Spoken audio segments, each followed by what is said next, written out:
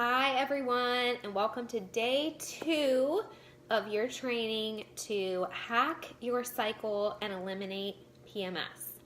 My name is Kylene Terhune. I'm a certified personal trainer as well as a functional diagnostic nutrition practitioner. I did want to throw this out there in case any of you are from the medical community or from,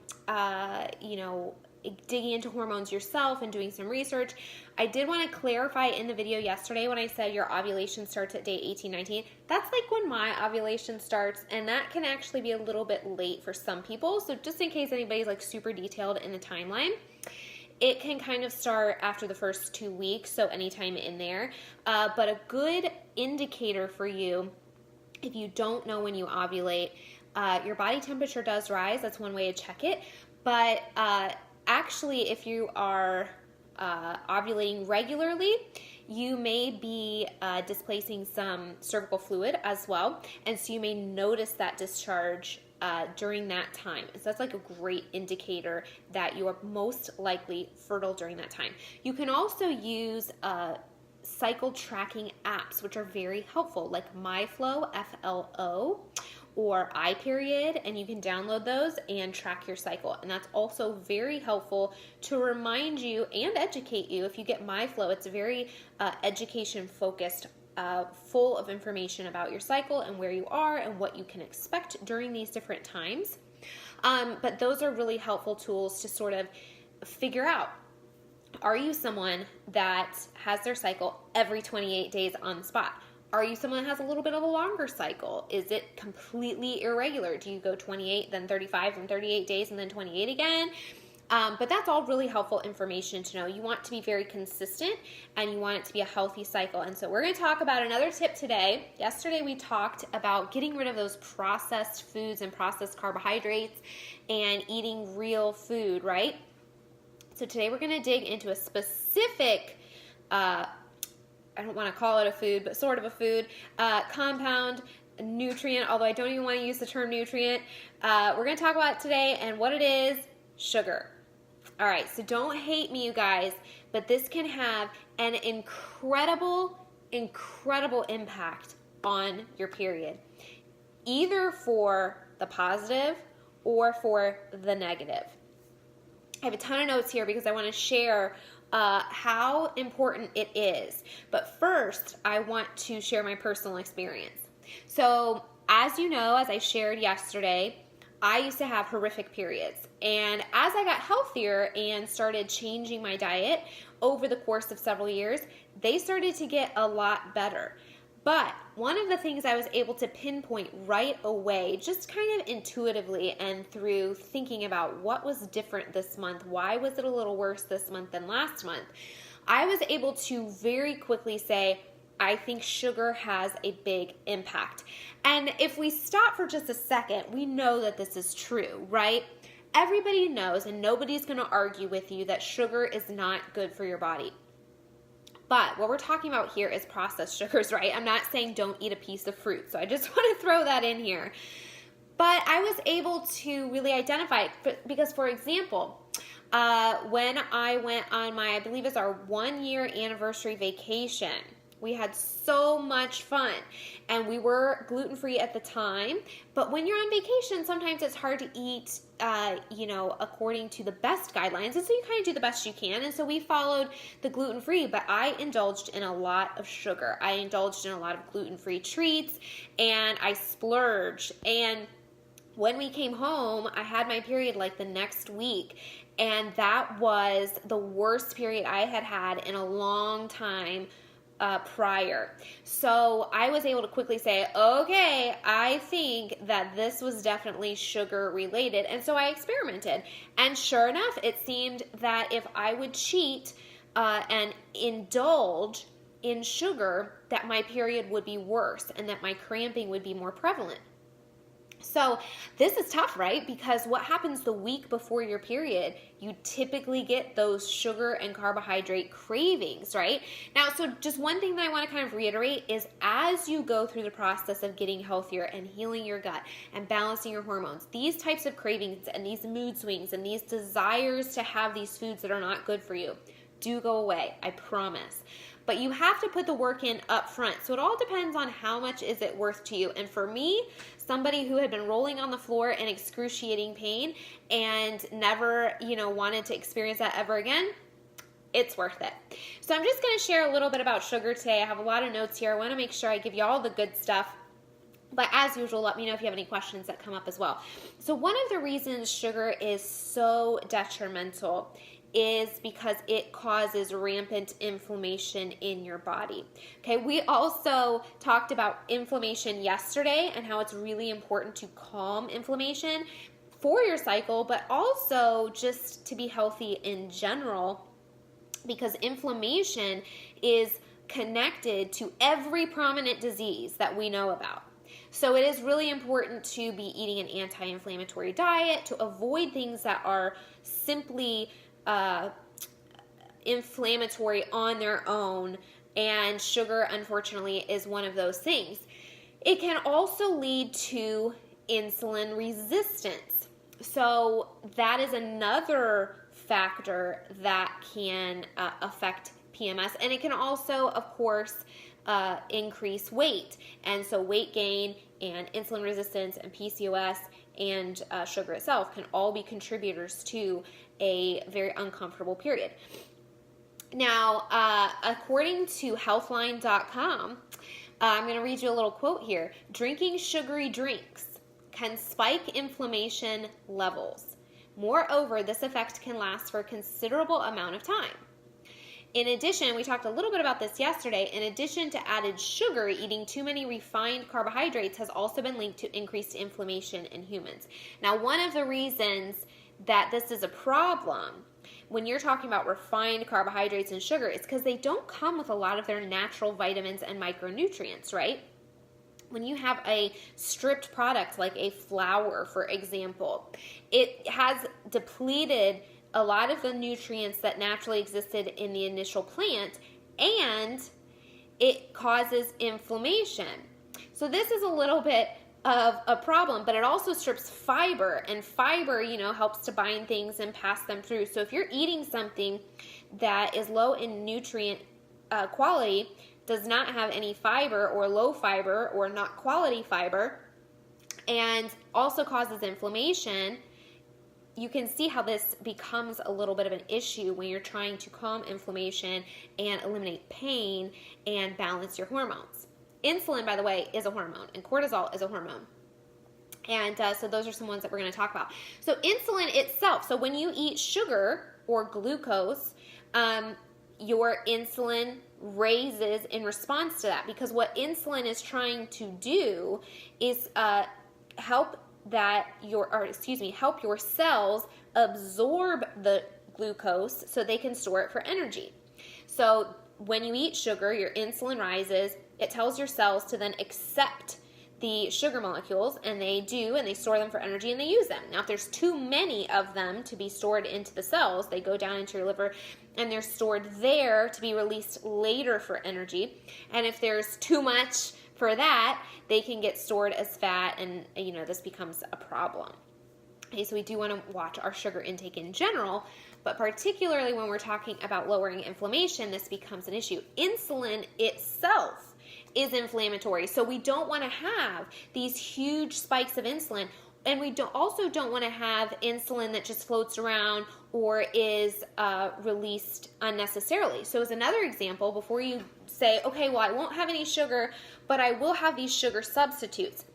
This can be a problem because sugar substitutes, when you taste something sweet that isn't actually sugar, that isn't actually glucose, but your body tastes it and think it is, so your body kind of works all together in this amazing reactive system.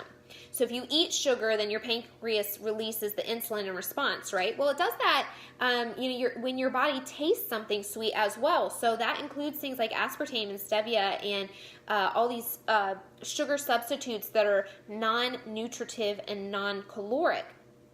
And so what that can do is it can increase your insulin because your body thinks it's getting sugar and it wants to tell your cells to store that as energy, but it's not. It's not getting sugar. It's getting this non-nutritive, nutrient void sugar substitute. And so if your insulin rises when there's no sugar to be present, to be shuttled, then that can cause hyperinsulinemia, and that can cause increased hunger and increased cortisol, which I said we were going to mention, and an increased stress response. Now, cortisol is your stress hormone.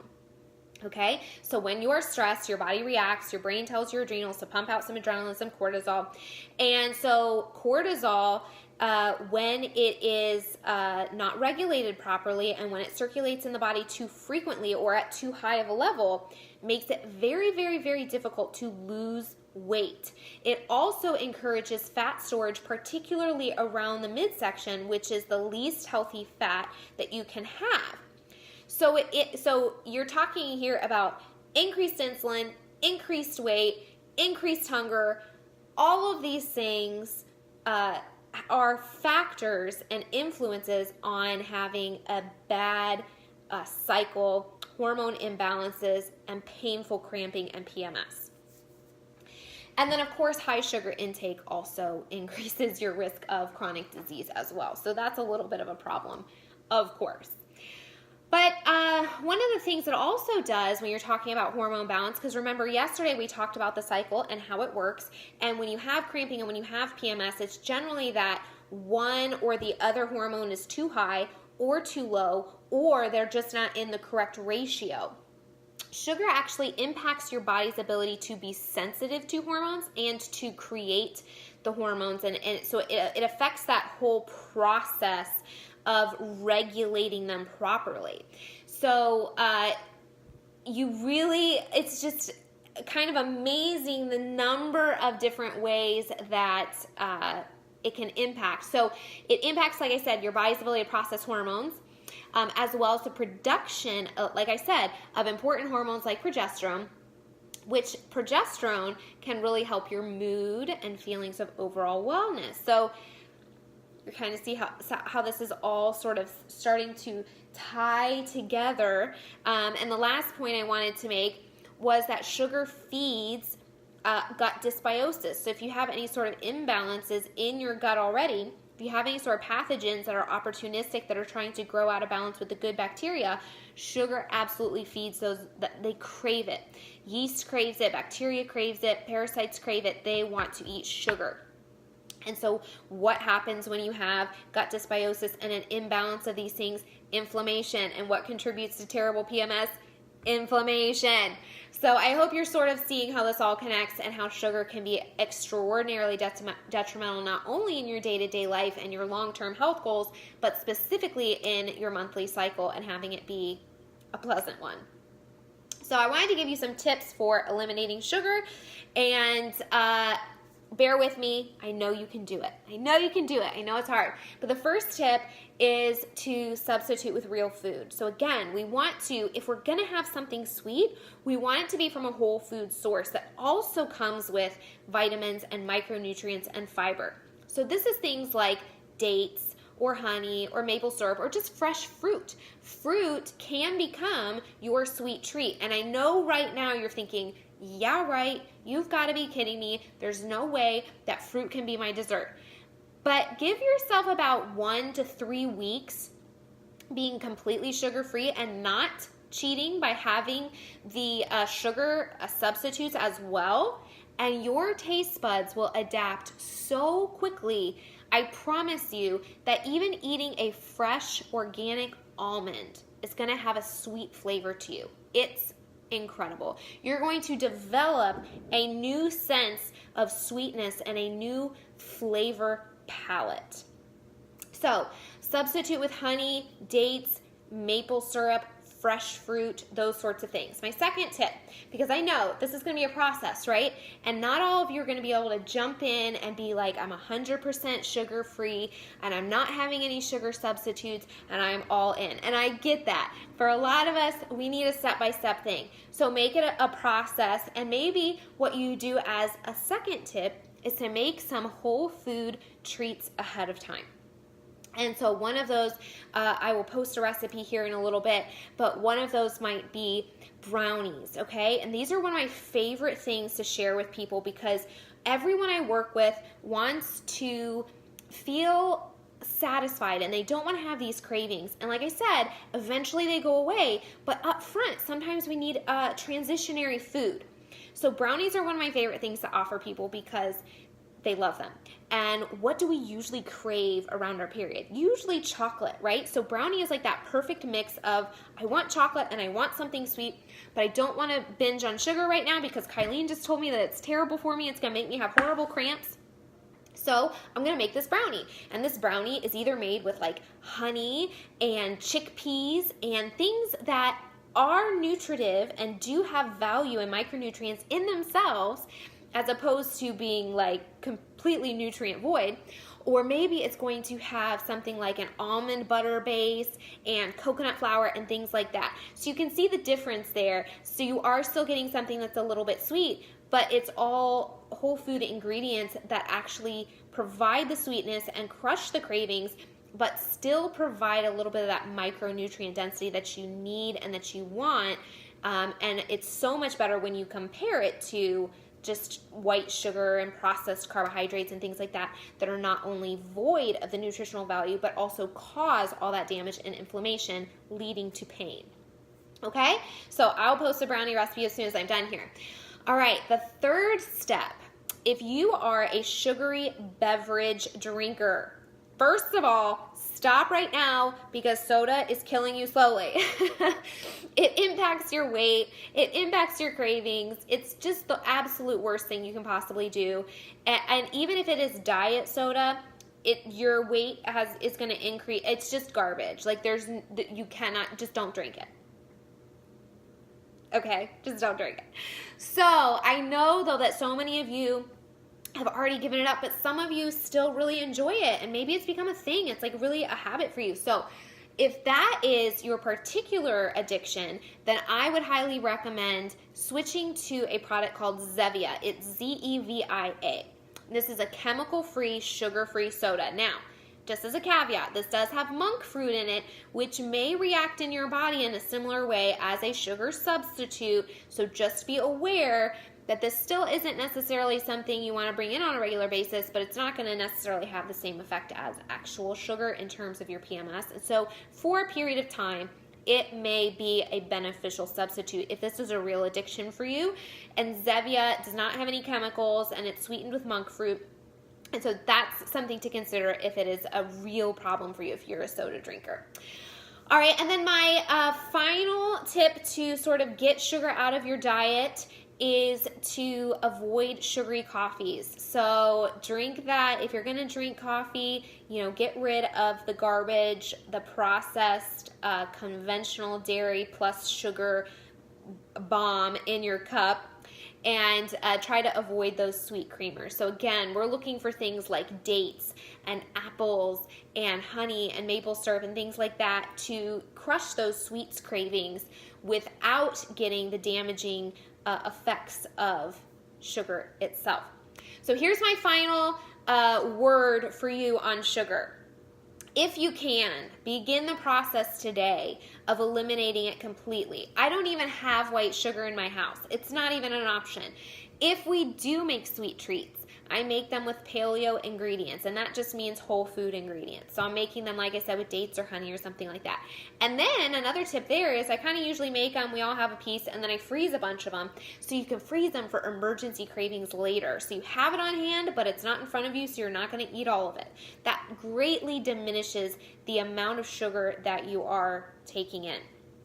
And then if you can't eliminate it altogether, if that just seems so super overwhelming to you, then I would recommend highly, highly, highly focusing on eliminating it during the last 2 weeks of your cycle. When you know that your period is about 10 to 14 days away, you really need to dig in, and those are the most important days to not indulge in sugar. Those are absolutely, now those, if you want to, if you're having a really hard day, go ahead and eat one of those brownies that has a little bit of honey in it. But what I'm talking about is don't be binging on ice cream.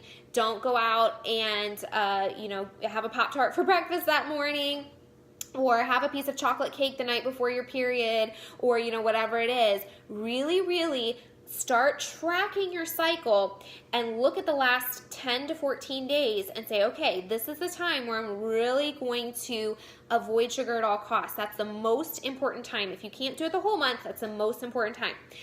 And I said that was the last thing I was going to say. This is the last thing I'm going to say. Usually if you're having a lot of cravings for something like sugar, you may also be, what your body may be actually telling you is it's craving micronutrients. So in that case, it's really important to load up on a lot of vegetables. So that's something to kind of keep in the back of your mind as well. Are you getting enough micronutrient variety through the food that you're eating? And if not, that might be something to really increase as well, is your vegetable intake. All right, guys, I know that this is a tough one, but I ask you that you give me 3 months of trying this, where you're either completely sugar-free or you eliminate it for the last 10 to 14 days of your cycle 100%, and tell me what your results are. Share below if you have any questions or if you've tried this before and seen awesome results. This one step made a huge difference for me. Huge, huge, huge. I was able to identify it so quickly. And once I really got on board and I was like, okay, I have to be serious about this, it made a big change. All right, I hope that helps. And I will talk to you tomorrow.